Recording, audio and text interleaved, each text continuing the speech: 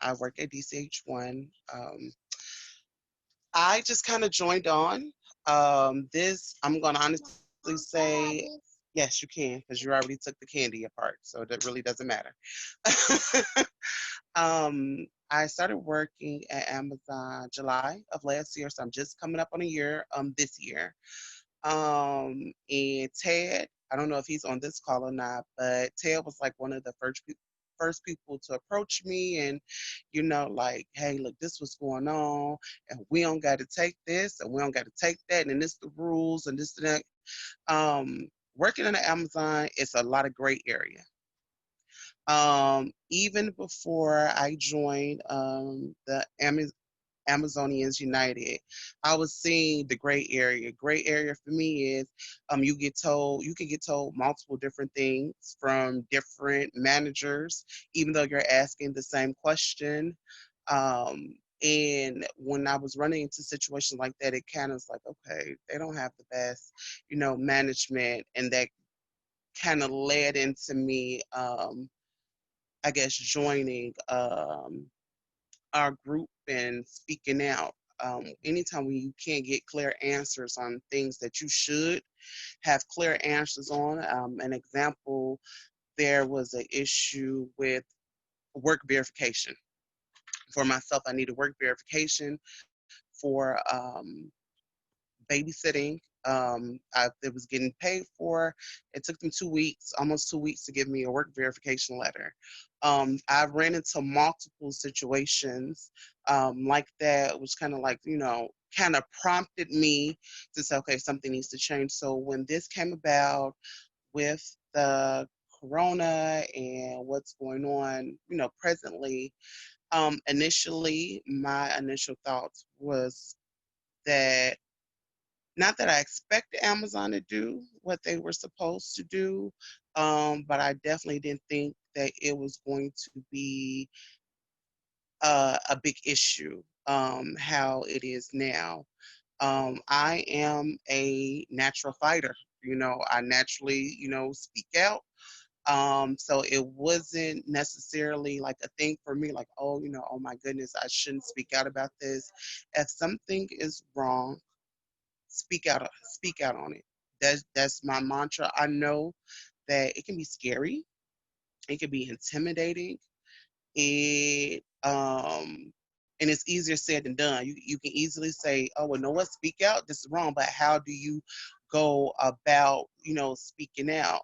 And it's connecting with your coworkers, it's seeing, hey, where are we on this side of the issue? I know what I'm feeling, but that's a personal belief, you know talking to your coworkers.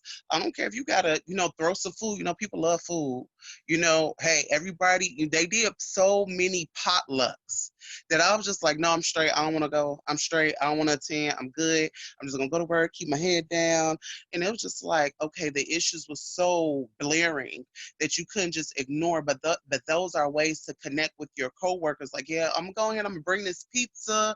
I'm gonna bring this chicken or something, and we're gonna eat, and then we're gonna talk about some issues that's going on in this facility.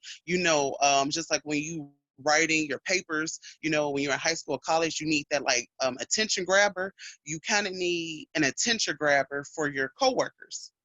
You definitely need an attention grabber. Like, do you want to get sick? Oh no, I don't want to. I don't want to get sick either. And this is why, because 9 times out of 10, they feel the same exact way that you do. They're just scared to say anything because who wants to be that person? Nobody wants to be that person, to say something initially. So that I'm going to say for me is like the biggest takeaway, because before we can get on the same page, I need to know where you're coming from.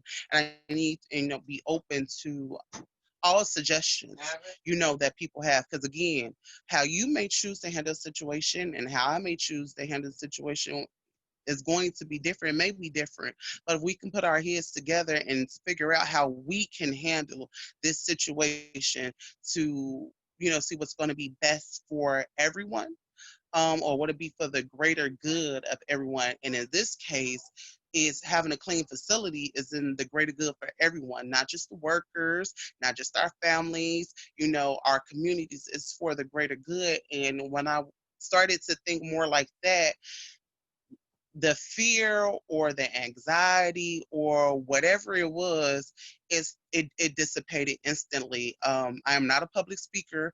That was like the first time I had spoke out when we did our rally, and people were really impressed. And it was just like, look, I'm just coming from a place of like, look, I'm really passionate about this. I love people. I care for people. I love my family, and I don't want anything to happen to my family. And I don't. Hey, if we have to keep drawing from that same wheel of, I don't want anything to happen to my family, because everybody feels that exact same way.